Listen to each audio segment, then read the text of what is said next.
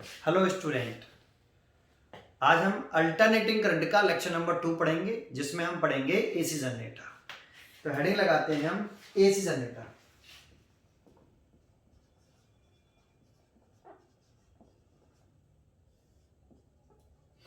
इसका एक और नेम होता है अल्टरनेटर ही बोलते हैं इसको, एसी डायनोमो भी बोलते हैं। AC dynamo, alternator, AC generator. ठीक है, तो ये एक मशीन होती है एसी जनरेटर, जिसकी हेल्प से हम मैकेनिकल एनर्जी को इलेक्ट्रिकल एनर्जी में कन्वर्ट करते हैं। ये एनर्जी देखो, जनरेटर, तो यहाँ कंफ्यूजन है कि ये एनर्जी जनरेट करता है। एनर्जी जनरेट नहीं करता, प्रोड्यूस नहीं करता, केवल एक टाइप की एनर्जी को दूसरी टाइप की एनर्जी में कन्वर्ट करने वाला डिवाइस है ये एसी जनरेटर। कौन सी एनर्जी को बदलता है? मैकेनिकल एनर्जी को इलेक्ट्रिकल एनर्जी में कन्वर्ट करने वाला डिवाइस एसी जनरेटर। जानते हो आप, करंट्स में, इलेक्ट्रिक करंट में कौन सी एनर्जी होती है? Electric energy. तो जब ये इलेक्ट्रिक एनर्जी कन्वर्ट करता है तो कंडक्टिंग वायर के अंदर जो इलेक्ट्रॉन होते हैं उनको वो एनर्जी मिलती है, इलेक्ट्रिक एनर्जी। और वो इलेक्ट्रॉन कंडक्टिंग वायर के अंदर इन एनर्जी को लेके एक पर्टिकुलर डायरेक्शन में मूव करते हैं। तो चार्ज फ्लो करता है, चार्ज फ्लो करता है तो करंट जनरेट हो जाता है। ठीक है, तो हम ये कह सकते हैं कि एसी जनरेटर एक ऐसा डिवाइस या मशीन है जो मैकेनिकल एनर्जी को कन्वर्ट करेगी इलेक्ट्रिक एनर्जी में in the form of alternating current. Alternating current के फॉर्म में ये इलेक्ट्रिकल एनर्जी कन्वर्ट करेगी। ठीक है, नहीं, कन्वर्ट इलेक्ट्रिक एनर्जी में कन्वर्ट होगी। ठीक है, अब ये किस प्रिंसिपल पर काम करता है? प्रिंसिपल क्या है इसका, एसी जनरेटर का? तो जानते हो, एसी जनरेटर का जो प्रिंसिपल है वो है इलेक्ट्रोमैग्नेटिक इंडक्शन के प्रिंसिपल पर बेस्ड है। दैट मींस फैराडे के लॉ पर बेस्ड है, आप ये कह सकते हो। जब किसी कॉइल से लिंक करने वाला मैग्नेटिक फ्लक्स चेंज होता है, जब किसी कॉइल से लिंक करने वाला मैग्नेटिक फ्लक्स चेंज होता है तो उस कॉइल के अक्रॉस एक इंड्यूस्ड ईएमएफ प्रोड्यूस होता है। और ये इंड्यूस्ड ईएमएफ तब तक रहता है जब तक उस कॉइल से लिंक करने वाला मैग्नेटिक फ्लक्स चेंज हो रहा है। अगर सर्किट क्लोज्ड हो तो उसमें एक इंड्यूस्ड करंट भी प्रोड्यूस हो जाती है। तो जानते हो, इस एसी जनरेटर में हम एक ऐसी व्यवस्था करेंगे जिससे किसी कॉइल में से लिंक करने वाला फ्लक्स में क्या आए, चेंज आए, और उस कॉइल के अक्रॉस एक इंड्यूस ईएमएफ डेवलप हो जाए, और वो इंड्यूस सर्किट क्लोज्ड हो तो एक इंड्यूस करंट प्रोड्यूस हो जाए। और वो इंड्यूस करंट कैसे नेचर की हो? अल्टरनेटिंग करंट के नेचर की हो। दैट मींस अल्टरनेटिंग करंट हो। वो इंड्यूस करंट ही अल्टरनेटिंग करंट होती है। जो हमारे घरों में इस समय करंट फ्लो कर रही है और बल्ब जल रहा है, वो सब कौन सी करंट है? Alternating current. ठीक है, तो जानते हैं पहले इलेक्ट्रो, इसका प्रिंसिपल समझ में आया आपको कि किस प्रिंसिपल पर बेस्ड है ना? इसी को हम फैराडे का फर्स्ट लॉ भी बोलते हैं। जब किसी कॉइल से मैग्नेटिक फ्लक्स में लिंक करने वाला मैग्नेटिक फ्लक्स चेंज होता है तो उस कॉइल के अक्रॉस एक इंड्यूस डेवलप होता है, और ये इंड्यूस तब तक रहता है जब तक मैग्नेटिक फ्लक्स में चेंज होता है। और सर्किट क्लोज्ड हो तो एक इंड्यूस करंट प्रोड्यूस हो जाती है। और इस फिनोमेना को हम क्या बोलते हैं? Electromagnetic induction. और ये फैराडे का फर्स्ट लॉ था। ठीक है, तो इस प्रिंसिपल पे काम किया। अब इस कंस्ट्रक्शन कैसे करेंगे, बनाएंगे कैसे? जब ये डिवाइस है, इंस्ट्रूमेंट है, मशीन है, तो इसका कंस्ट्रक्शन करना पड़ेगा। दैट मींस बनाया कैसे जाता है। तो इसके हम मेन पार्ट बताएंगे। एसी जनरेटर के कुछ मेन पार्ट्स हम आपको बता रहे हैं, जिसमें से एक फर्स्ट पार्ट होता है आर्मेचर कॉइल। आर्मेचर कॉइल, ये आर्मेचर कॉइल जो होती है वो कैसे बनाई जाती है वो बता रहा हूं, जब ध्यान सुनना। इसमें एक रेक्टेंगल कॉइल लेते हैं कॉपर के, और लार्ज नंबर ऑफ टर्न्स लगाते हैं हम इसमें कॉपर के। ऐसे ये एक एंड हो गया, ऐसे ले गए, ये एक टर्न, ये दूसरा टर्न लगा रहा हूं मैं, सेकंड टर्न। ठीक है, ऐसे समझ में आया आपको? ऐसे हम टर्न लगा देते हैं। अब ये बताओ, ऐसे अगर हम कॉपर के टर्न लगाएंगे तो क्या ये रेक्टेंगल कॉइल रुक जाएगी? ऐसे नहीं। तो किस पर बाउंड किए गए? ये सारे बुंड किए गए टर्न, लपेटे गए। तो ये लपेटे गए सॉफ्ट आयरन के एक सिलेंडर पर। एक सॉफ्ट आयरन का ये सिलेंडर था, इस सॉफ्ट आयरन के सिलेंडर पर हमने ये तार लपेट लिए हैं। सॉफ्ट आयरन का क्या यूज है अभी थोड़ी देर में बताऊंगा। सॉफ्ट आयरन ही क्यों लिया गया इसमें, उसका यूज क्या था वो बताऊंगा। ये कॉपर के वायर हैं, इसको हम रेक्टेंगल कॉइल बोल सकते हैं और इसी को हम बोलते हैं आर्मेचर कॉइल। इसका एक एंड है आर्मेचर कॉइल का, ये दूसरा एंड है। और ये यहां पे एक इसकी एक्सेस होती है जिसके अबाउट ये क्या करता है, रोटेट करता है।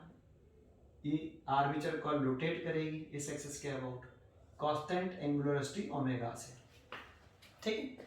अच्छा, और ये कहां रखा जाता है? तो दूसरा इसका पार्ट है स्ट्रॉन्ग मैग्नेट।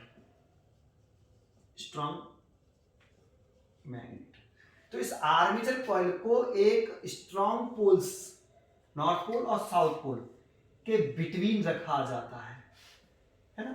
ये नॉर्थ पोल है, ये साउथ पोल है, तो एक स्ट्रॉन्ग मैग्नेट लेना है, इसके बिटवीन ये आर्मेचर कॉइल, नॉर्थ पोल और साउथ पोल के बिटवीन ये आर्मेचर कॉइल क्या करती है, कांस्टेंट एंगुलर वेलोसिटी से रोटेट करती है, ठीक है। तीसरा इसमें है स्लिप रिंग।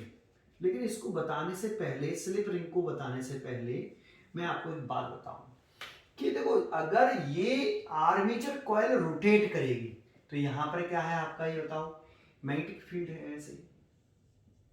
और जब ये रोटेट करेगी तो इस आर्मेचर कॉइल से लिंक करने वाला, यहाँ पे मैग्नेटिक फील्ड है, ये तो कांस्टेंट है, लेकिन जब ये रोटेट करती है आर्मेचर कॉइल तो इस आर्मेचर कॉइल से लिंक करने वाला मैग्नेटिक फ्लक्स कंटिन्यूअसली चेंज होता है।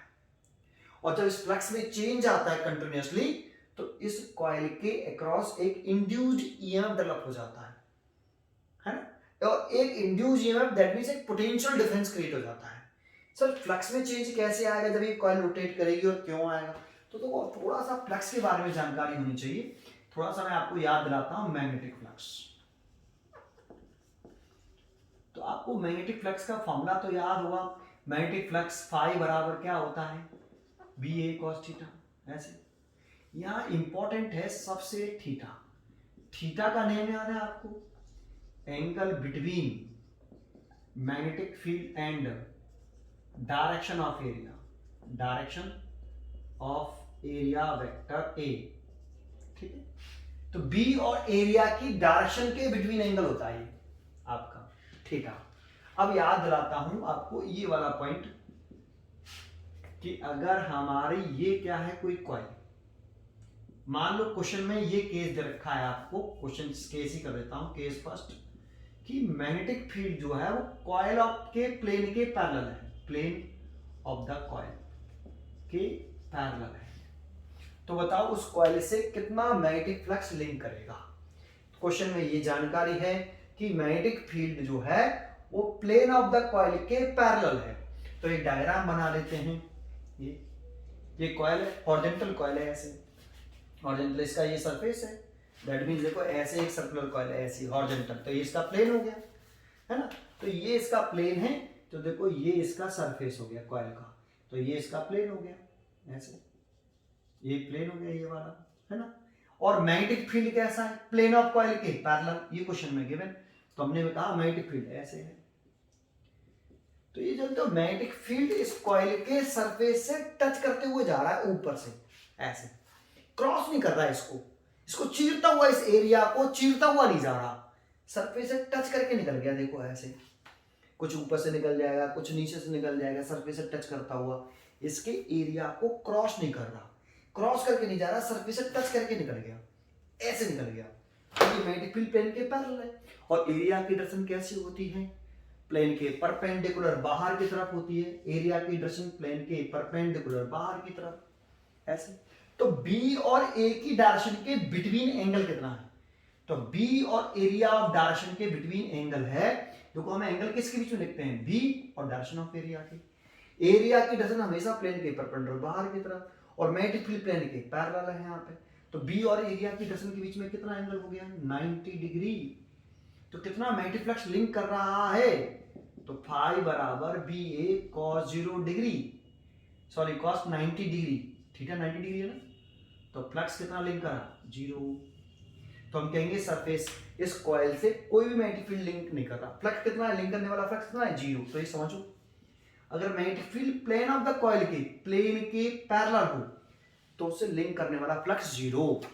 फ्लक्स क्या था, number of magnetic field lines passing normally through any surface area.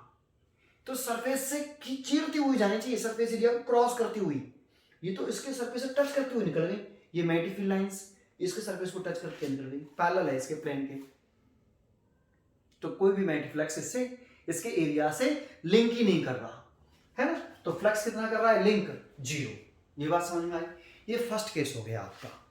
अगर हम सेकंड केस में जाएं, इसके सेकंड केस है हमारा यहां पे, अगर हम ये कहें कि जो मैग्नेटिक फील्ड है वो प्लेन के परपेंडिकुलर है, प्लेन ऑफ कॉइल के परपेंडिकुलर, तो ये तो इसका डायग्राम बनाएं। तो देखो ये इसका ये सरफेस हो गया, हॉरिजॉन्टल रिंग बनाइए, ये हॉरिजॉन्टल, हॉरिजॉन्टल मतलब ऐसे है ना, ये रिंग मान लो आप, ऐसे एक रिंग है, ये देखो ऐसे, ये रिंग, ये हॉरिजॉन्टल रिंग है ऐसे, ये रिंग और ये हॉरिजॉन्टल है, तो ये इसका प्लेन हो गया, ये वाला ये इसका प्लेन।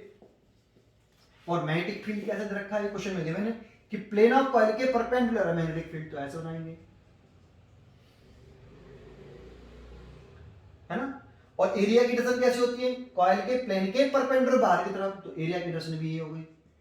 तो बी और एरिया की डायरेक्शन के बीच में एंगल थीटा, बी और डायरेक्शन ऑफ एरिया के बीच में एंगल कितना है 0 डिग्री, सेम डायरेक्शन में तो 0 डिग्री। तो फ्लक्स कितना लिंक कर रहा है, फाई बराबर बी ए कॉस 0 डिग्री। ये मैग्नेटिक फ्लक्स लिंक करने वाला magnetic flux maximum magnetic flux है। जब ऐसे लाइन रहेंगी तो सारी मैग्नेटिक फील्ड लाइंस के एरिया को क्रॉस कर रही हैं, ये मैग्नेटिक फील्ड लाइंस प्लेन के परपेंडिकुलर, देखो ये इसका प्लेन, तो मैग्नेटिक फील्ड प्लेन के परपेंडिकुलर नहीं है, तो यहां से ऐसे निकल रही है और यहां से निकल रही है, तो एरिया को चीरते हुए जा रही है, तो ये मैक्सिमम फ्लक्स होता है। जब magnetic field plane of coil के परपेंडिकुलर होता है ना, तो उसे लिंक करने वाला फ्लक्स मैक्सिमम, और पैरेलल होता है प्लेन के तो फ्लक्स लिंक करने वाला 0। किसी एंगल से है तो मिनिमम मैक्सिमम भी नहीं है और 0 भी नहीं है। जैसे ये आपका कोई कॉइल और ये प्लेन, मैग्नेटिक फील्ड प्लेन के परपेंडिकुलर भी नहीं है, पैरेलल भी नहीं, किसी एंगल से है, सर्टेन एंगल से, तो दैट मींस ये भी। तो देखो प्लेन के साथ कुछ एंगल बना रहा है, ये ना, ये एंगल, ये परपेंडिकुलर भी नहीं, पैरेलल भी नहीं, और एरिया की डायरेक्शन हमेशा प्लेन के परपेंडिकुलर बाहर की तरफ ऐसे। तो बी और एरिया की डायरेक्शन के बीच में कितना एंगल है, ये ना थीटा। तो अब इस कॉइल से लिंक करने वाला फ्लक्स कितना है, फाई बराबर B A cos theta. Theta की वैल्यू कितनी है, बी और एरिया की डायरेक्शन के बीच में एंगल कितना है थीटा, तो थीटा लिख दिया, जो ये वाला केस है। तो पहले ये बात समझ में आई। तो जरा अब इधर सोचो, अगर कॉइल हमारी ये रेक्टेंगल कॉइल है, मान लो ये आर्मेचर कॉइल की एक रेक्टेंगल कॉइल ये वाली, और ये इस तरह से प्लेस्ड है, और मैग्नेटिक फील्ड लाइंस कैसी दिख रही हैं आपको, ऐसे। तो ये मैग्नेटिक फील्ड लाइंस ऐसे ही हैं और हमेशा ऐसी रहेंगी, है ना। और जब ये प्लेन मैग्नेटिक फील्ड लाइंस इसके प्लेन के कैसी हैं, पैरेलल, ये इसका प्लेन हो गया रेक्टेंगल कॉइल का, तो प्लेन के पैरेलल, तो कितना फ्लक्स लिंक करेगा 0। भाई एरिया की डायरेक्शन कैसे होगी, ये प्लेन है, एरिया की डायरेक्शन ऐसे, ये एरिया की डायरेक्शन और ये मैग्नेटिक फील्ड की डायरेक्शन, एरिया मैग्नेटिक फील्ड, कितना एंगल है दोनों के बीच में 90 डिग्री, तो फ्लक्स कितना 0। आप ऐसे सोच सकते हो, ये प्लेन ऑफ द कॉइल और ये मैग्नेटिक फील्ड, तो magnetic field line plane of coil की कैसी है, पैरेलल, तो लिंक करने वाला फ्लक्स 0। और जब ये रोटेट करेगी, जब ये कॉइल रोटेट करेगी ऐसे घूम रही है, तो बी और एरिया की डायरेक्शन के बीच में, जैसे ये कॉइल है और ऐसे घूमने लगी, तो देखो मैग्नेटिक फील्ड की डायरेक्शन तो ऐसे रहेगी, और जब ये कॉइल घूमेगी तो एरिया की डायरेक्शन देखो ऐसे, हमेशा प्लेन के परपेंडिकुलर रखिए ना, तो ऐसे। तो जब ऐसे घूम के आई तो एरिया की डायरेक्शन और मैग्नेटिक फील्ड की डायरेक्शन कैसे होगी, इससे मैग्नेटिक फील्ड की डायरेक्शन तो फिक्स है, ऐसी ही रहेगी, चेंज नहीं होगी। लेकिन जब ये कॉइल रोटेट करेगी तो एरिया की डायरेक्शन जरूर चेंज होगी, ऐसे देखो यहाँ पे एरिया की डायरेक्शन ऐसे, और घूमती चली जा रही है तो एरिया की डायरेक्शन चेंज हो रही है ऐसे। तो यहाँ बी और एरिया की डायरेक्शन क्या हो रही है, चेंज हो रही है। ठीक है, ये बात समझ में आई आपको। तो देखो ये जब घूमेगी तो बी और एरिया के बीच में एंगल बदलेगा, कितना हो गया 0 डिग्री, अभी कितना था 90 डिग्री, 0 डिग्री। जब थीटा चेंज होगा तो उसे लिंक करने वाला फ्लक्स भी चेंज होगा। तो जब ये कॉइल घूमती है तो उसे लिंक करने वाला फ्लक्स चेंज होता है, बिकॉज थीटा चेंज होता है। एरिया चेंज नहीं हो रहा, मैग्नेटिक फील्ड नहीं चेंज हो रहा, लेकिन थीटा चेंज हो रहा है, क्योंकि एरिया की डायरेक्शन चेंज होगी, है ना। ऐसे ये एरिया की डायरेक्शन ऐसे, क्लियर है। यहाँ पे अब मैग्नेटिक फील्ड प्लेन के कैसा हो गया, plane of the coil perpendicular हो गया, एरिया की डायरेक्शन ऐसे आ जाएगी। मैग्नेटिक फील्ड प्लेन के परपेंडिकुलर हो जाए कॉइल के, तो फ्लक्स मैक्सिमम हो जाता है। तो फ्लक्स में कंटिन्यूअसली चेंज आ रहा है, घूमेगा फ्लक्स में कंटिन्यूअसली चेंज, और कंटिन्यूअसली चेंज आएगा तो इस कॉइल से लिंक करने वाला फ्लक्स कंटिन्यूअसली चेंज हो रहा है, तो इस कॉइल के क्रॉस एक इंड्यूस ईएमएफ, दैट मींस एक पोटेंशियल डिफरेंस क्रिएट हो जाएगा। ठीक है, अब हमने इसके एंड के क्रॉस पोटेंशियल डिफरेंस तो क्रिएट कर लिया अकॉर्डिंग टू फैराडे लॉ। अब बात करनी है हमें कि अब इस पोटेंशियल डिफरेंस को हम कहां तक ले आए, अपने घर तक। हमें अपने घर में तो करंट फ्लो करानी है, और आपको मालूम हो किसी वायर में करंट फ्लो कराने के लिए वायर के एंड के क्रॉस पोटेंशियल डिफरेंस की रिक्वायरमेंट होती है। तो हमने इससे पोटेंशियल डिफरेंस क्रिएट कर लिया इस कॉइल से। तो यहां इस एंड को, कॉपर के एक एंड को, ये दूसरा एंड है कॉपर का, एक वायर के थ्रू अपने घर तक ले आए ऐसे, और किसी सर्किट में जोड़ दिया भाई हमने ऐसे।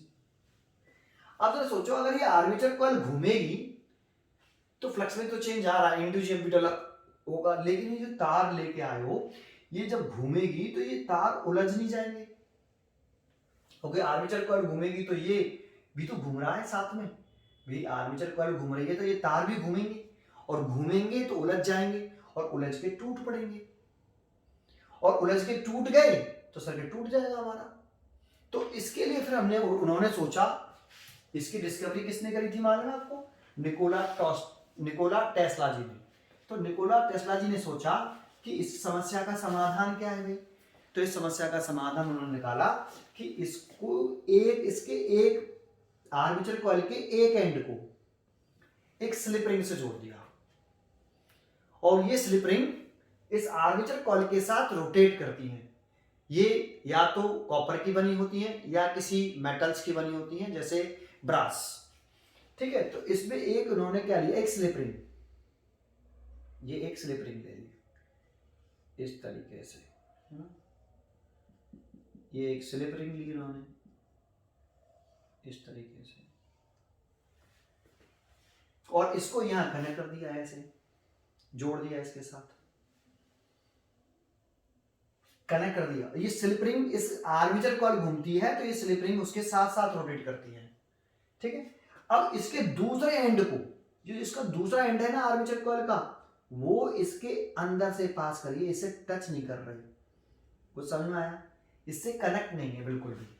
दूसरा जो एंड है वो इससे कनेक्टेड नहीं है। जैसे ये आपकी स्लिप रिंग, ये वाली, ये स्लिप रिंग, इसका एक एंड ये वाला, ये तो यहां कनेक्ट कर दिया, इस जगह पर ये कनेक्ट कर दिया ऐसे, ये तो इससे कनेक्ट कर दिया भाई, ये तो इससे कनेक्ट हो गया, बिल्कुल फिक्स कर दिया इसको एक एंड स्लिप रिंग से। और दूसरा एंड जो है इन्होंने क्या किया, जो दूसरा एंड है दैट मींस ये वाला जो एंड है, ये इसके बीच में से ले गए बिना टच करे, बिल्कुल टच नहीं कर रहा, और आर पार कर दिया ऐसे, है ना। इस स्लिप रिंग से कनेक्ट नहीं है बिल्कुल भी, टच भी नहीं कर रहा, टच भी नहीं कर रहा। ठीक है, तो ये इसका दूसरा एंड, ये इसके बिना टच करे दूसरी स्लिप रिंग से कनेक्ट किया है। यहां पर एक और स्लिप रिंग लगा ली, ये एक और स्लिप रिंग लगा ली, और इससे वो कांटेक्ट में ले आए, उसको ऐसे फिक्स कर दिया इसको, ये दूसरी स्लिप रिंग ले आए ऐसे। तो ये स्लिप रिंग होती है, अगर ये आर्मेचर कॉइल घूमती है तो उसके साथ साथ ये स्लिप रिंग भी घूमती है। ये आर्मेचर कॉइल अगर घूमेगी, ये आर्मेचर कॉइल ऐसे घूमेगी तो उसके साथ साथ ये स्लिप रिंग भी घूमेंगी दोनों। ठीक है, ये यहां से फिक्स है, ये इससे फिक्स है, लेकिन ये बीच में से पास हुआ है, बिल्कुल भी कांटेक्ट में नहीं है, ये कटा हुआ नहीं है, इसके बीच में से निकाल दिया है। ठीक है बेटा, आपको ऐसे, ठीक। अच्छा, अब आगे क्या किया, देखो इस स्लिप रिंग के कांटेक्ट में नहीं है, टच में जरूर है, कांटेक्ट में नहीं है, फिक्स नहीं है, इससे एक कार्बन का ब्रश लगा होता है ऐसे, ये कार्बन का ब्रश इसके कांटेक्ट में है ना, लेकिन जुड़ा हुआ नहीं है इससे, ये बिल्कुल अलग है ना। और कांटेक्ट में रहे, हमेशा इसके कांटेक्ट में बना रहे कार्बन का ब्रश, तो उसके लिए उसने यहाँ पे एक स्प्रिंग लगा दी। ये स्प्रिंग इस कार्बन के ब्रश को अंदर की तरफ दबाती रहती है ना, ऐसे। जानते हो ये जब ये स्लिप रिंग घूमती है, जब ये आर्मेचर कॉइल घूमेगी तो ये स्लिप रिंग घूमती है, लेकिन ये कार्बन का ब्रश नहीं घूमता, ये फिक्स है, ये स्टेशनरी है, ये घूमता नहीं है। ये क्या करता है पता है, ये कांटेक्ट बनाने के लिए है। जैसे ये स्लिप रिंग अब ये रोटेट करेगी तो ये इसके देखो, ये यहाँ पर स्प्रिंग लगी हुई है इस जगह पर, तो ये स्प्रिंग इसको दबा के रखेगी कार्बन के ब्रश को, इसके कार्बन का ब्रश, और ये इसके कांटेक्ट में, और ये इससे ऐसे ऐसे रगड़ते हुए घूमती है ऐसे, है ना, ऐसे। ये घूम रही है, ये स्लिप रिंग है। देखो ये आर्मेचर कॉइल का एक एंड आ रहा है ऐसे, और ये स्लिप रिंग, तो ये ऐसे घूम रही है ऐसे, तो ये इसके कांटेक्ट में घूमती है ऐसे, है ना, ऐसे टच करती हुए, इसको टच करते हुए रबिंग करते हुए, ठीक है नहीं, ऐसे समझ में आया आपको। इसको ऐसे रब करते हुए घूमती है ऐसे, है ना, और इसको दबाव बना रहे, मतलब इसको कांटेक्ट में रहे, ये अलग नहीं हो बिल्कुल ऐसे, इसके लिए इधर स्प्रिंग लगा दी है हमने। क्लियर, एक समझ में आया। तो ऐसे ही इधर की तरफ एक कार्बन ब्रश लगा दिया, ये स्टेशनरी है, ये नहीं घूमता, और इसके कांटेक्ट में है बस, केवल जुड़ा हुआ नहीं, इससे अलग है बिल्कुल।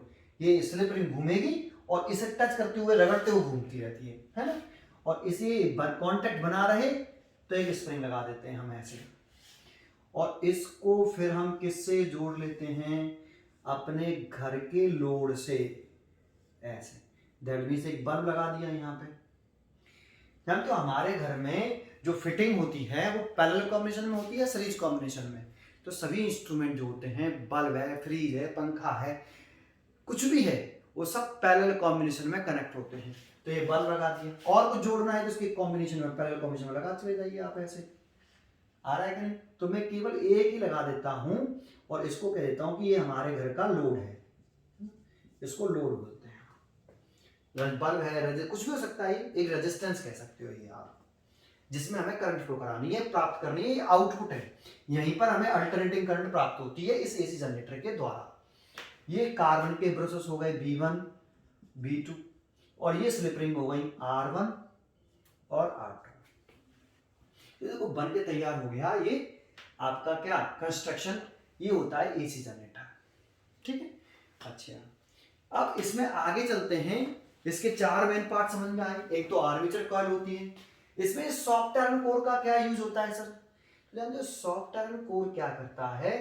ये फेरोमैटिक सब्सटेंस होता है। मैंने पीछे भी जब मूविंग कॉइल गैल्वेनोमीटर पढ़ा रहे थे, क्योंकि हमारे सिलेबस में 2020 में ये रिड्यूस कर दिया गया है, पैरामैग्नेटिक सब्सटेंस, डाईमैग्नेटिक सब्सटेंस। तो मैंने आपको बताया था कि जैसे ये मैग्नेट है, ये नॉर्थ पोल है, साउथ पोल, ये मैग्नेटिक फील्ड लाइन ऐसे निकल रही है ऐसे,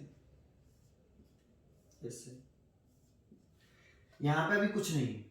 अगर हम क्या करें, ये मैग्नेटिक फील्ड लाइंस ऐसे, यहां पे एक फेरोमैटिक सब्सटेंस रख दें, दैट मींस सॉफ्ट आयरन रख दें। तो ये सॉफ्ट आयरन एक फेरोमैग्नेटिक सब्सटेंस होता है। ये क्या करता है, इसके अंदर से जो मैग्नेटिक फील्ड लाइंस निकल रही हैं उनको अट्रैक्ट करता है, स्ट्रांगली अपनी अंदर खींच लेता है मैग्नेटिक फील्ड लाइंस को। ये मैग्नेटिक फील्ड लाइंस निकल रही है, इसको अंदर खींच लिया उसने, ये निकली, इसको अपने अंदर खींच लिया, स्ट्रांगली अट्रैक्ट करता है। जैसे ये जा रही है ऐसे, तो इसको अपने अंदर खींच लेगा ऐसे, स्ट्रांगली अट्रैक्ट कर लेता है। तो सारी मैग्नेटिक फील्ड लाइंस इस सॉफ्ट आयरन के द्वारा इकट्ठी कर दी जाती है ना, खींच लेता है अपने अंदर। तो जानते हो जब ये अपने अंदर मैग्नेटिक फील्ड लाइंस खींचेगा तो सारी मैग्नेटिक फील्ड लाइन जो इधर उधर निकल रही होंगी, जो इधर से यहाँ जा रही होगी ऐसे, यहाँ जा रही होगी ऐसे, उन सबको ये अपनी तरफ खींच लेगा ऐसे। तो उससे क्या होगा, तो इससे लिंक करने वाली फ्लक्स बढ़ जाएंगी, इससे लिंक करने फ्लक्स में जो चेंज आ रहा है वो इंक्रीज हो जाएगा। सर कैसे? तो देखो जब ये ऐसे होगा ऐसे, तो मैग्नेटिक फील्ड लाइंस इसके प्लेन के पैरेलल है। तो मान लो कितनी लाइन है इसमें, पहले अगर ये सॉफ्ट आयरन कोर नहीं होता तो इससे केवल 4 लाइन लिंक कर रही है या 5 लाइन लिंक कर रही है ना। और जब ये सॉफ्ट आयरन कोर रख देंगे, पैरेलल होगा तो कोई फ्लक्स लिंक नहीं कर रहा, पैरेलल होगा तो 4 लाइन इसके सरफेस के पैरेलल चली गई। शॉर्ट टर्न को रख दोगे तो फिर वो इकट्ठा कर लेगा, उनको खींच लेगा सारी अगल बगल मैग्नेटिक लाइंस को। तो 6 लाइन लेकिन गई तो कैसी पैरेलल, तो लिंक करने वाला फ्लक्स कितना है 0। लेकिन जब ये घूम के ऐसे हो जाएगा इसका प्लेन के परपेंडिकुलर, मैग्नेटिक फील्ड लाइंस इसके प्लेन के परपेंडिकुलर हो जाएंगी कॉइल के, तो फ्लक्स लिंक करेगा। तो अगर ये सॉफ्ट टर्न कोर नहीं होगी तो केवल 4 लाइन पास हो रही है, और सॉफ्ट टर्न कोर रख दोगे तो ये खींच लेगा सारी लाइनों को, अपने अंदर से पास कराएगा कॉइल के, तो मैग्नेटिक फील्ड लाइंस बढ़ेंगी, तो फ्लक्स लिंक करने वाला फ्लक्स भी बढ़ जाएगा। तो फ्लक्स में जो चेंज आ रहा है वो इंक्रीज हो गया। अगर ये सॉफ्ट टर्न कोर नहीं है तो 0 से 4 लाइन पास हो रही थी, सॉफ्ट टर्न कोर है तो 0 से 8 लाइन पास हो रही है। समझ में आया? तो इससे फ्लक्स में चेंज जो आ रहा है वो इंक्रीज हो गया। सर फ्लक्स में चेंज आने इंक्रीज होने से क्या फायदा है? तो फैराडे का लॉ पढ़ा है, जब फ्लक्स में चेंज ज्यादा आता है तो E प्रोपोर्शनल टू क्या होता है माइनस के डेल्टा फाई ओवर टी। तो फ्लक्स में चेंज जितना ज्यादा आएगा उतना ज्यादा इंड्यूस्ड ईएमएफ डेवलप होगा, और जितना ज्यादा पोटेंशियल डिफरेंस या इंड्यूस्ड ईएमएफ डेवलप होगा उतना ज्यादा इंड्यूस्ड करंट प्रोड्यूस होगा। दैट मींस अल्टरनेटिंग करंट ज्यादा होगी। समझ में आया आपको? जनरेट होगी आपका। तो इसीलिए यहाँ पर इस सॉफ्ट टर्न कोर लगाया गया है। सॉफ्ट टर्न कोर लगाने से ये मैग्नेटिक फील्ड लाइंस को कॉइल के अंदर से पास करा देता है, जिसकी वजह से उस कॉइल से लिंक करने वाला फ्लक्स में जो चेंज आ रहा है वो इंक्रीज हो जाता है, और उसकी वजह से इंड्यूस्ड ईएमएफ इंक्रीज हो जाता है। कुछ समझ में आया? ये सॉफ्ट टर्न कॉइल का, सॉफ्ट टर्न का रोल होता है यहाँ पर। ठीक है, चलो ये भी कंप्लीट हो गया, ये ध्यान रखना फ्लक्स के बारे में। ठीक है, अच्छा अब आती है इसकी वर्किंग कि ये कंस्ट्रक्शन हो गया हमारा। इसके 4 मेन पार्ट बता दिए मैंने, armature coil, strong magnet, slip ring, और दूसरा है ब्रूसेस। ठीक है, ये 4 मेन पार्ट बता दिए। अब ये वर्क कैसे करता है? तो देखो इसमें मैं आपको ये तो बता ही चुका हूं कि आर्मेचर कॉइल जब घूमेगी, अब इसको समझना अच्छी तरीके से बेटा, है ना? बस लास्ट पॉइंट है, फिर तो इजी हो जाएगा ये। जब ये आर्मेचर कॉइल घूमती है ना ऐसे, तो इससे लिंक करने वाला फ्लक्स क्या हो रहा है? चेंज। मैग्नेटिक फील्ड लाइंस तो हमेशा ऐसे, तो कॉइल ऐसे, तो लिंक करने वाला फ्लक्स 0 प्लेन के पैरेलल। फिर अब बी और एरिया के बीच में कुछ एंगल आ गया, बी की डायरेक्शन तो ऐसे रहेगी, एरिया की डायरेक्शन ऐसे, तो कुछ एंगल आ गया। और जब ऐसे हो जाएगा तो एरिया की डायरेक्शन भी यही और बी की डायरेक्शन भी यही, तो थीटा 0 हो गया। तो फ्लक्स लिंक करने वाला फ्लक्स मैक्सिमम हो गया, फाई बराबर बी ए। फिर फ्लक्स 0 हो गया, फिर मैक्सिमम हो गया, है ना, फिर 0।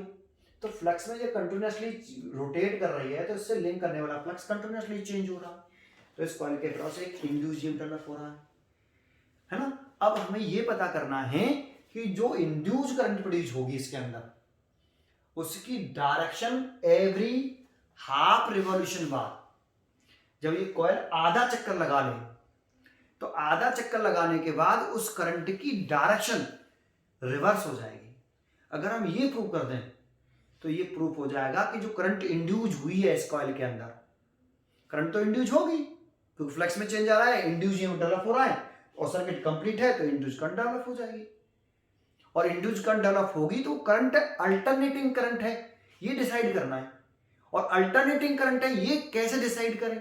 तो अगर हम ये प्रूव करके दिखा दें कि उसकी डायरेक्शन एवरी हाफ साइकिल बाद रिवर्स हो जाती है, चेंज हो जाती है, तो ये प्रूफ हो जाएगा कि जो इंड्यूस करंट है वो अल्टरनेटिंग करंट है। तो इसे कैसे प्रूव करेंगे कि, तो उसको प्रूव करने के लिए जरा समझते हैं। इसमें एक ही टर्म दिखा देता हूं मैं अब, ठीक है, थोड़ा सा साफ बना देता हूं इसको, कॉन्सेंट्रेट करना, ये लास्ट है, फिर कुछ नहीं है इसमें।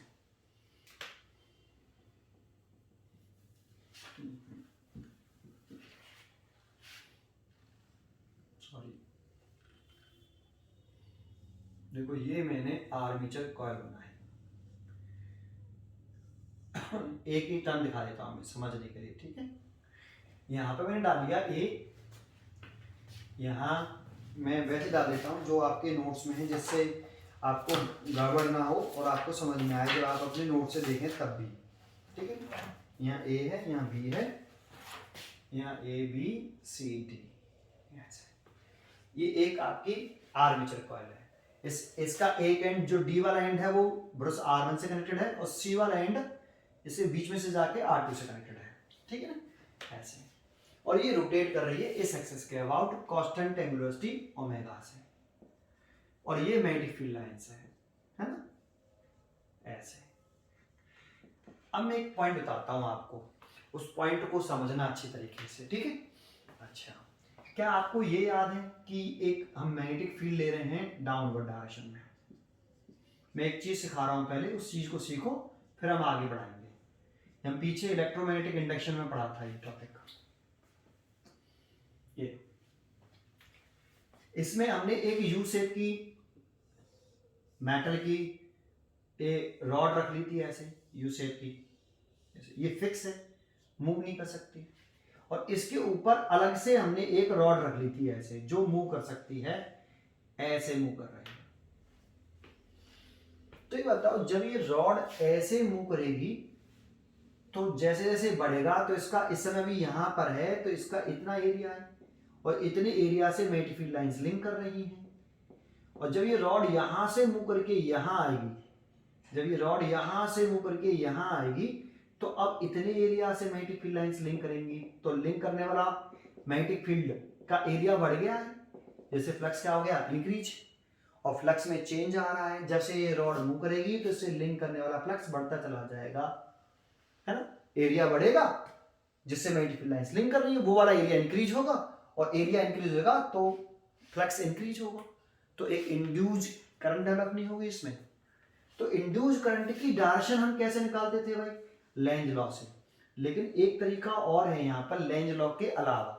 आपको लेंज लॉ लगाना आता है तो आप लेंज लॉ से इसमें इंड्यूस करंट की डायरेक्शन निकाल के देख लीजिए, है। मैं आपको एक तरीका बता रहा हूं, एक तरीका इस वाले केस में, केवल इस वाले केस में, जब ये रॉड मैग्नेटिक फील्ड लाइंस को कट करते हुए चले, ये रॉड मैग्नेटिक फील्ड लाइंस को कट करके चल रही है, उस वाले केस में हम फ्लेमिंग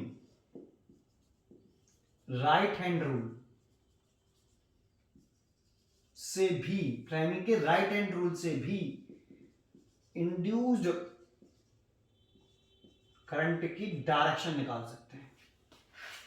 एक तो किससे निकाल सकते हैं, लेंज लॉ से निकाल सकते हैं, और एक इस वाले केस में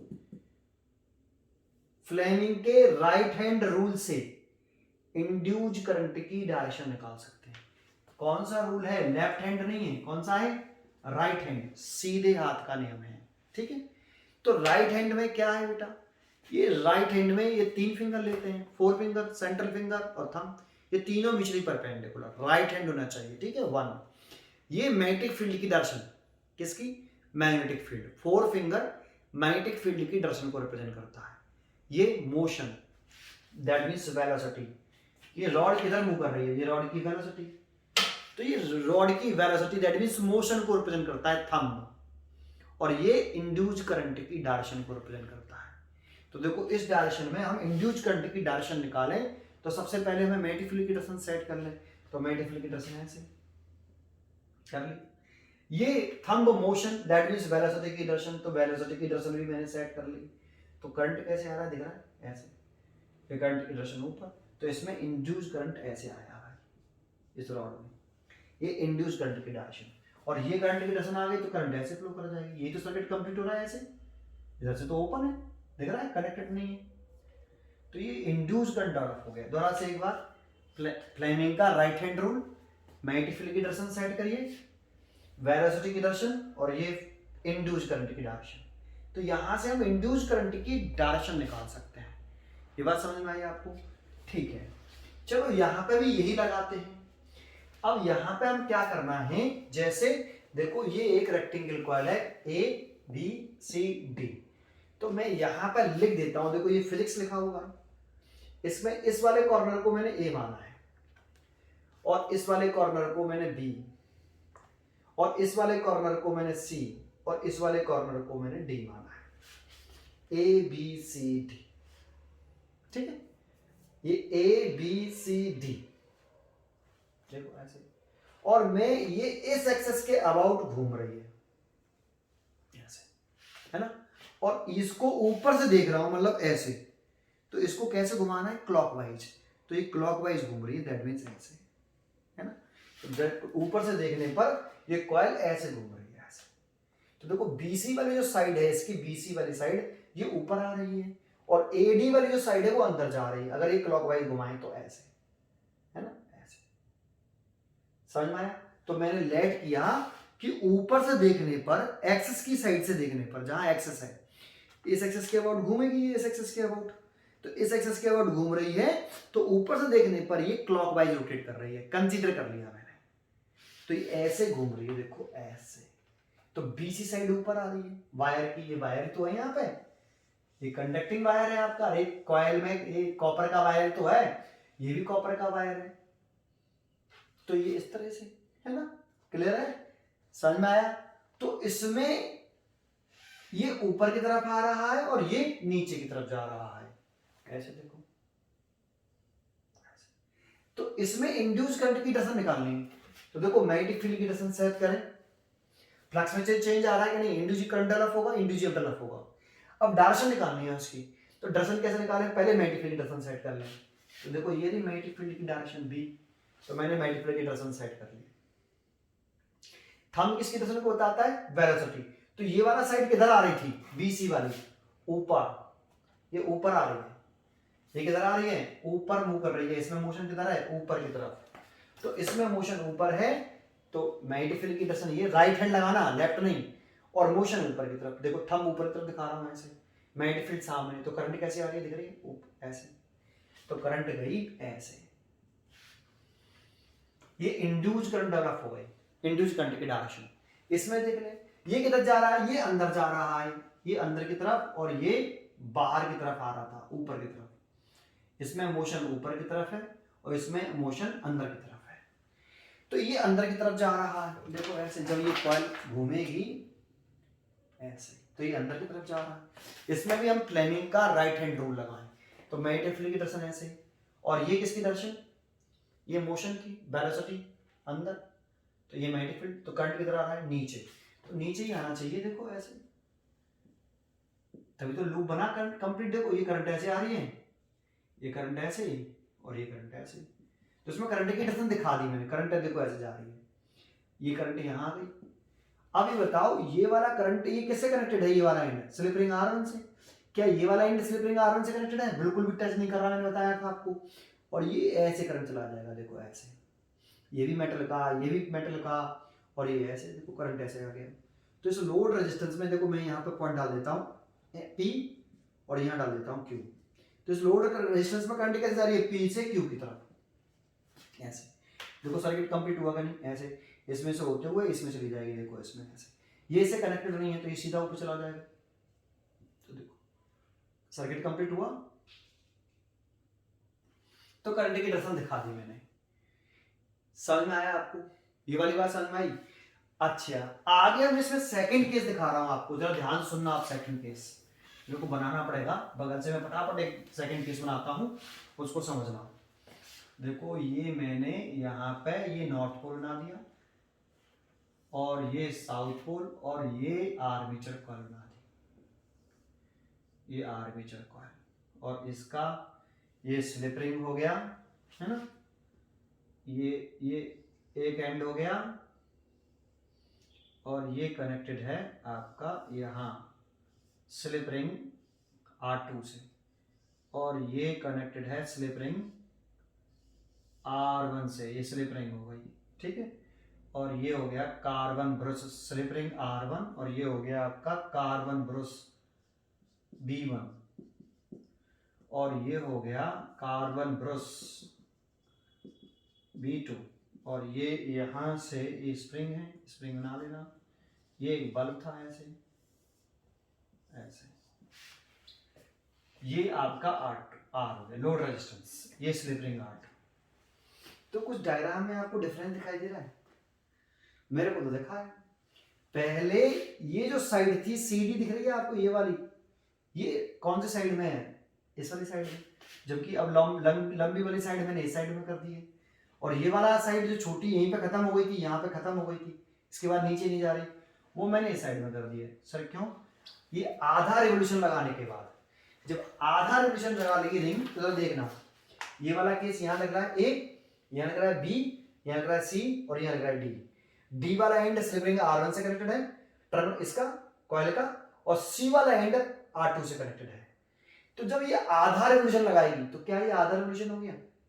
यहां से क्लॉकवाइज घूम रही थी, ये ऊपर आ रहा था ना ऐसे, तो ये ऊपर ये क्लॉकवाइज, क्या आधा रिवोल्यूशन? नहीं, 1/4 रिवोल्यूशन। और अब आधा रिवोल्यूशन। तो आधा रिवोल्यूशन होने के बाद देखो ये स्टेपलर पिन दिख रही है आपको, ये स्टेपलर पिन इस साइड में ए लिख रहा है और स्टेपलर पिन लग रही है उसमें डी लिख रहा है। तो जब ये आधा रिवोल्यूशन कर लेगी ऐसे, तो स्टेपलर पिन ये, तो यहाँ पे क्या लिख रहा होगा ए और यहाँ क्या लिख रहा होगा डी, है ना, और इस कॉर्नर पर क्या लिख रहा है बी और इस कॉर्नर पर ये सी। तो देखो यहां से ये ऐसे घूम के आधा रिवोल्यूशन करके यहां आ गए, तो ये वाला आ जाएगा कॉर्नर ए, ये डी और ये बी और ये सी। समझ में आया? अब जरा ध्यान से देखें, इसका D corner slip ring R1 से कनेक्टेड है, डी वाला एंड आर्बिट्रल कॉइल का R1 से कनेक्टेड है। तो देखो डी वाला R1 से है कि नहीं, और सी वाला किससे कनेक्टेड है? R2 से। R1 से तो टच भी नहीं कर रहा, और सी वाला कनेक्टेड है R1 से, टच ही नहीं कर रहा, R2 से कनेक्टेड है, यहां कनेक्टेड है। समझ में आया? तो डायग्राम में चेंज आया, दिख रहा है डायग्राम में चेंज आया, ये चेंज पलट गया ना सर। इससे क्या फर्क पड़ रहा है बताता हूं। अभी यहां तक आया पहले आपको, अब यहां पर पहुंच गए, तो ये कंटिन्यूअसली ये थोड़ी है कि ये तो रिंग देखो ऐसे थी, ऐसे तो घूम रही थी क्लॉकवाइज, तो ये ऐसे घूमती रही क्लॉकवाइज ऐसे ऐसे। तो जब ये यहां आ गई ऐसे, तो अभी भी ऐसे, तो ये एडी वाली जो साइड है इधर आ रही है, ऊपर या बाहर? बाहर आ रही है, तो ये तो आ रही है बाहर वाली, है ना, बाहर की तरफ, और ये वाली ये तो बाहर की तरफ आ रही है और ये वाली अंदर की तरफ जा रही है। यहाँ क्रॉस बना देता हूँ, यहाँ डॉट बना देता हूँ भाई। ये वाली साइड किधर आ रही है? ऐसे, तो बाहर आ रही है ऐसे, और ये वाली साइड अंदर जा रही है। और जब ये घूम के ऐसे आ जाएगा, फिर उसके बाद ये थोड़ी ऐसे तो क्लॉकवाइज घूमता रहेगा, है ना। तो ये साइड किधर आ रही है? ये वाली अभी भी बाहर आ रही है, और ये वाली साइड नीचे जा रही है। तो फिर हम इसमें इस जगह पर फिर दोबारा से हाफ रिवोल्यूशन हो गया ना, हाफ यहां से यहां तक पहुंचा तो हाफ रिवोल्यूशन हो गया ना। अब फिर दोबारा से करंट की डायरेक्शन निकालते हैं, इंड्यूस्ड करंट की डायरेक्शन निकालते हैं फ्लेमिंग के राइट हैंड रूल द्वारा। तो देखो मैग्नेटिक फील्ड की डायरेक्शन तो ये रही ऐसे ऐसे, ये मैग्नेटिक फील्ड की डायरेक्शन, तो मैग्नेटिक फील्ड की डायरेक्शन ये सेट कर दी। ये किधर आ रहा है? इस साइड बाहर की तरफ, ऐसे तो आ रही है बाहर की तरफ, तो बाहर की तरफ आ रही है ऐसे, तो थंब बाहर की तरफ, तो करंट कैसे आया? ऊपर, तो इसमें करंट आया ऐसे, ठीक है। इसको देखें, बीसी साइड किधर जा रही है भाई आपकी? बीसी साइड अंदर की तरफ जा रही है ऐसे, अंदर की तरफ, तो बीसी साइड अंदर की तरफ मूव कर रही है। तो फिर फ्लेमिंग का राइट हैंड रूल लगाएं, तो मैग्नेटिक फील्ड की डायरेक्शन ऐसे, ये थंब मोशन की डायरेक्शन में अंदर, तो करंट आ रहा है नीचे, तो करंट आया है ऐसे। तो बच्चों को लगता है देखो करंट की डायरेक्शन तो चेंज ही नहीं हुई, देखो पहले भी देखो, इसको देख लो सर, यहाँ पे देखो सर कैसी करंट है? Anti clockwise. यहाँ पे भी कैसी है? Anti clockwise. यहाँ देखो ही मत, हमें करंट यहाँ प्राप्त थोड़ी हो रही है, हमें करंट इस लोड रेजिस्टेंस में प्राप्त हो रही है। इस लोड रेजिस्टेंस करंट की डायरेक्शन कैसी है? पी से क्यू। इस लोड रेजिस्टेंस में करंट की डायरेक्शन कैसी है वो चेक करो। तो देखो ये करंट ऐसे आ रही है, देखो ऐसे, ये करंट ऐसे आ रही है, देखो ये वाली बीसी में ऐसे तो आ रही करंट नीचे ऐसे। क्या ये R1 से कनेक्टेड है? नहीं, सीधी चली जाएगी ना करंट ऐसे, तो इससे तो कनेक्टेड है ना R2 से, ये वाली R1, तो ऐसे करंट होते हुए ऐसे, यहाँ डाला था P, यहाँ डाला था क्या Q, तो अब करंट किधर से किधर जा रही है? देखो Q से P आगे। अब ये यहाँ ये कनेक्टेड नहीं है, ये C वाला आर्म किससे कनेक्टेड है? ये वाला वायर R2 से कनेक्ट नहीं है बिल्कुल भी, तो ये किस में जाएगा? इस स्लिप रिंग में से होते हुए R1 में। समझ में आया? ये आई, ये ऐसे देखो सर्किट कैसे कंप्लीट हुआ, सब समझ में आ गया। तो जहां पे देखो, यहाँ पे आप यहाँ पे देखोगे तो पहले करंट फ्लो कर रही थी P से Q, अब कर रही है Q से P। करंट की डायरेक्शन क्या हो गई? रिवर्स हो गई, दैट मींस चेंज हो गई। इससे ये प्रूफ होता है कि जो करंट है वो कैसे नेचर की है, अल्टरनेटिंग करंट है, इसकी डायरेक्शन चेंज हो रही है एवरी हाफ साइकिल बाद। फिर देखो ये जब हाफ साइकिल यहां आ गई ऐसे, इसके बाद ये दोबारा से जब आधा रेवोल्यूशन लगा लेगी तो फिर देखो ये वाली कंडीशन बन जाएगी ऐसे, और ये कंडीशन बनी तो फिर दोबारा से अपने साइकिल को रिपीट करेगी, फिर ये रिपीट कर रही है तो फिर करंट ऐसे हो जाएगी अगेन, फिर जब ये आधा चक्कर हो जाएगा तो फिर करंट ऐसे हो जाएगी, फिर आधा चक्कर हो जाएगा फिर करंट ऐसे। तो एवरी हाफ साइकिल बाद करंट की डायरेक्शन चेंज होगी, और जैसे एक साइकिल कंप्लीट होती है तो अपने साइकिल को रिपीट करती है, प्लस ये माइनस। अब ये वाला साइकिल दोबारा से यहाँ पे आके रिपीट होगा, देखो ये साइकिल रिपीट हो गई, ये प्लस ये माइनस, ये दोनों की डायरेक्शन सेम है, ये दोनों की डायरेक्शन सेम है।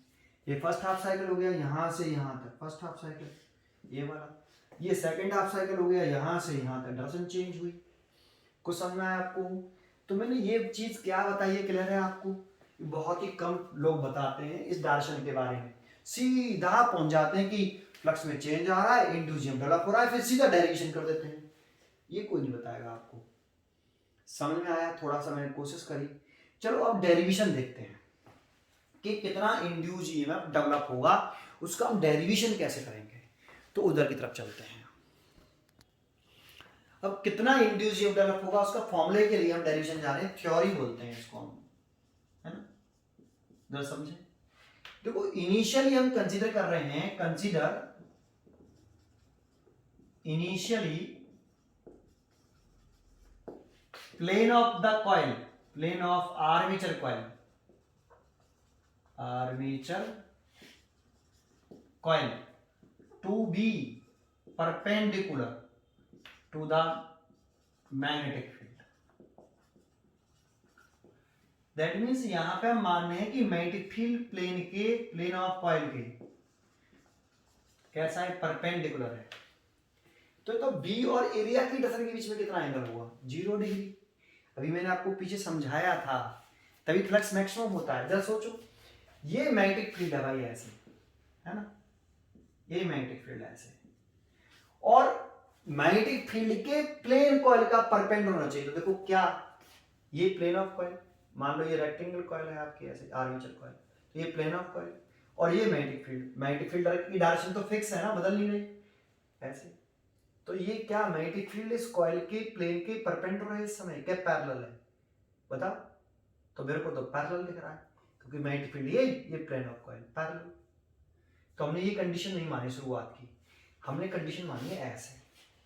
तो ये प्लेन ऑफ कॉइल, ये वाला मैग्नेटिक फील्ड की डायरेक्शन है ऐसे, तो प्लेन ऑफ कॉइल के मैग्नेटिक फील्ड कैसा है, परपेंडिकुलर, है ना। और जब magnetic field plane of coil के परपेंडिकुलर है तो एरिया की डायरेक्शन भी कैसे होती है, इसी डायरेक्शन में। तो बी और ए के बीच में कितना एंगल, 0 डिग्री। तो इनिशियली जब प्लेन ऑफ द कॉइल ऐसे, ये जो प्लेन ऑफ कॉइल है कैसे बना है, इसको ऐसे बना लेते हैं, ये कॉइल है। देखो आपको केवल ये कॉइल ऐसे बनाई तो आपको ये वाला हिस्सा दिखाई दे रहा है, ये वाला, केवल ये मोटा, ये थिकनेस दिखाई दे रही है आपको, ओनली वन थिकनेस, ये वाला हिस्सा दिखाई नहीं दे रहा, केवल अरे ये मोटाई दिख रही ना आपको, ये वाली ये दिख रही है, तो मैंने केवल ये बना दिया, ये वाला हिस्सा दिखाई नहीं दे रहा। तो प्लेन तो मैग्नेटिक फील्ड की डायरेक्शन ऐसे हो गई वैसे, और एरिया की डायरेक्शन कैसे होगी, जब ये दिख रहा है तो एरिया की डायरेक्शन ऐसे होगी, प्लेन के परपेंडिकुलर बाहर की तरफ। तो एरिया की डायरेक्शन ये मैग्नेटिक फील्ड की डायरेक्शन, और ये एरिया की डायरेक्शन। तो बी और एरिया की डायरेक्शन के बीच में कितना एंगल है इनिशियली, थीटा, 0 डिग्री। अब इस कॉइल को अगर आप कुछ ऐसे घुमा दो, यहां से ऐसे घुमा दिया, तो एरिया बी की डायरेक्शन तो यही रहेगी बिल्कुल सेम, बी की डायरेक्शन तो चेंज ही नहीं हो रही। एरिया की डायरेक्शन ऐसे, तुम कॉइल को घुमाओगे तो ऐसे, तो एरिया की डायरेक्शन ऐसे हो जाएगी। दैट मींस इस कॉइल को तुमने घुमा दिया। अब कैसे घुमाऊं, इसमें मैं ऐसे दिखा दे सकता हूं कि मैंने इसको ऐसे घुमा दिया भाई, ये मैंने ऐसे घुमा दिया, तो एरिया की डायरेक्शन प्लेन के परपेंडिकुलर बाहर की तरफ, दैट मींस ऐसे हो जाएगी। अब एरिया की डायरेक्शन ये नहीं है, और मैग्नेटिक फील्ड की डायरेक्शन यही है, तो बी और एरिया की डायरेक्शन के बीच में कितना एंगल, थीटा। तो आफ्टर टी सेकंड बाद बी और एरिया के बिटवीन कितना एंगल हो गया, थीटा। और ये जब कॉइल को घुमाया है ना, तो किसी एंगुलर वेलोसिटी ओमेगा से घुमाया होगा। और जब कॉइल को एंगुलर वेलोसिटी ओमेगा से घुमाया, कांस्टेंट एंगुलर वेलोसिटी ओमेगा से घुमाया, कितना एंगल घुमाया, थीटा। तो आफ्टर टी सेकंड बाद जो एंगल होगा, एंगुलर वेलोसिटी, ये फॉर्मूला पढ़ा है, एंगुलर डिस्प्लेसमेंट अपॉन टाइम। अरे linear velocity is equal to क्या होता है, लीनियर डिस्प्लेसमेंट अपॉन टाइम। तो linear velocity linear displacement upon time, angular velocity angular displacement upon time, ये फॉर्मूला पढ़ा है ना। तो आपने कांस्टेंट एंगुलर वेलोसिटी ओमेगा से इस कॉइल को घुमाया, कितना एंगल, थीटा। कितने सेकंड में घुमाया, टी सेकंड से। तो एंगुलर डिस्प्लेसमेंट कितना हुआ, थीटा, और टी सेकंड में घुमाया है, तो कितना एंगल बना बेटा, ये थीटा बराबर ओमेगा टी। तो कितना मैग्नेटिक फ्लक्स इस कॉइल से लिंक कर रहा होगा, magnetic flux passing through area of armature coil, area of armature coil. तो कितना फ्लक्स लिंक कर रहा होगा, फाई बराबर बी ए कॉस थीटा, क्योंकि बी की डायरेक्शन और एरिया की डायरेक्शन के बिटवीन कितना एंगल है, थीटा। तो बी की और एरिया की डायरेक्शन के बिटवीन एंगल थीटा, तो थीटा लिख दिया, इतना मैग्नेटिक फ्लक्स। और ये जो मैग्नेटिक फ्लक्स है, यहाँ पर थीटा कैसा है, वेरिएबल, क्योंकि कॉइल घूमती रहती है, तो थीटा वेरिएबल है, और थीटा वेरिएबल है तो फ्लक्स कैसा हुआ, वेरिएबल। तो इसके अक्रॉस कितना इंड्यूस ईएमएफ होगा, तो अकॉर्डिंग टू, कैसे चले जाएं, according to Faraday second law, induced EMF का फॉर्मूला क्या होता है, माइनस का n d phi over d t. Coil में कितने टर्न हैं, मैंने लेट कर ली, कॉइल के अंदर कितने टर्न्स हैं, एन टर्न है, और कॉइल के अंदर एन टर्न है, तो उसके अक्रॉस कितना इंड्यूस्ड ईएमएफ होगा, माइनस के n d phi over d t. ये फैराडे का सेकंड लॉ। इसको आगे बढ़ा दो, तो इसको आगे कैसे बढ़ाएं, तो फ्लक्स की वैल्यू पुट कर दो, तो E बराबर आ जाएगा माइनस का n d over d t, और फाई की वैल्यू पुट कर दो, बी ए कॉस थीटा। यहां पर बी ए तो कांस्टेंट टर्म, भाई मैग्नेटिक फील्ड यूनिफॉर्म था, एरिया आर्मेचर कॉइल का फिक्स है, यहां पर बदल केवल कौन रहा है, थीटा। जब आर्मेचर कॉइल घूमती है तो बी और एरिया के बीच में जो एंगल है वो चेंज होता है, थीटा चेंज होता है। तो E बराबर माइनस के एन बी ए, तो बाहर आ गया, D over d t, cos theta की वैल्यू और पुट कर दो पहले बेटा, यहां हमने गड़बड़ करी है, कॉस थीटा की वैल्यू कितनी, थीटा की वैल्यू कितनी, ओमेगा टी। तो आप इसे ऐसे लिख लो पहले, कॉस ओमेगा टी। तो ये आ गया क्या है यहाँ पे, ओमेगा टी, तो कॉस ओमेगा टी। अब इसका डिफरेंशिएशन करना है, तो थोड़ा सा यहाँ मैं डिफरेंशिएशन भी बता देता हूँ, ठीक है ना। अभी इस चैप्टर में मैं आपको इंटीग्रेशन भी सिखाऊंगा, क्योंकि इसमें इंटीग्रेशन डिफरेंशिएशन का यूज बहुत ज्यादा है।